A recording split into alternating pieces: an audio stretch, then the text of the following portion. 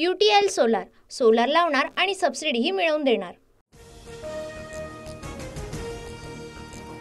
पुतळा कोसळल्याप्रकरणी मवियाचा आज सरकार विरोधात राज्यभर जोडेमारो आंदोलन। मुंबईत हुतात्मा चौक ते गेटवे ऑफ इंडिया पर्यंत मोर्चा।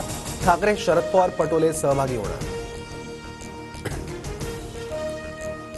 शांततेत मोर्चा करणार होतो तरी परवानगी नाही, माफी मागून फायदा नाही, प्रायश्चित्त घ्या, सरकारनं खुर्ची खाली करावी, विजय वडेट्टीवारांची टीका।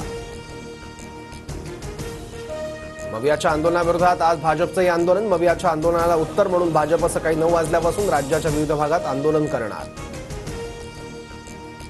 खासदार शाहू महाराज मोर्चासाठी मुंबईत। शिवरायांचा पुतळा कोसळल्याची घटना दुर्दैवी, शाहू महाराजांची प्रतिक्रिया।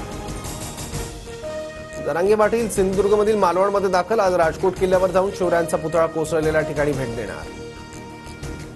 नागपुरात शिंदे फडणवीस अजितदारांमध्ये 4.5 तास बैठक। मेरिटनुसार तिकीट वाटप करण्यावर चर्चा। घटक पक्षांना किती जागा द्यायच्या याबद्दल चर्चा झाल्याची शक्यता। माझ्या वक्तव्याचा विपर्यास केला, मंत्री तानाजी सावंतांचा आरोप। तर विधान मोडतोड करून दाखवल्याचं म्हणत तानाजी सावंत माध्यमांवर भडकले। 3 लाखांची गाडी तानाजी सावंतांना 30 लाखांना पास करून घ्यायची होती, पण अजितदारांनी फाईलवर सही न केल्यानं सावंत संतापले। जितेंद्र आव्हाडांचा गंभीर आरोप। लाडकी बहीण योजनेविरोधात कोर्टात गेलेले अनिल वडपल्लीवार आडवे पडणार। मुख्यमंत्री शिंदेंचा हल्लाबोल। विरोधक काही म्हणाले तरी योजना बंद होणार नाही, शिंदेंची ग्वाही।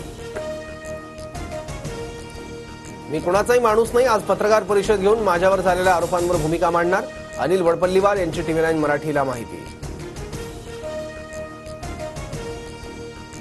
यवतमाळच्या पुसदमध्ये आणि अमरावतीच्या वरुडमध्ये आज अजित पवारांची जनसन्मान यात्रा। देवेंद्र भोयार यांनी आयोजित केलेल्या यात्रेत बडे नेते उपस्थित राहणार। नागपूरमधील कार्यक्रमानंतर मुख्यमंत्री शिंदे आणि उपमुख्यमंत्री फडणवीसांकडून हेडगेवारांच्या समाधीचं दर्शन। अजितदारांनी मात्र हेडगेवारांच्या समाधीचं दर्शन टाळलं। UTL सोलार, सोलार लावणार आणि सबसिडीही मिळवून देणार।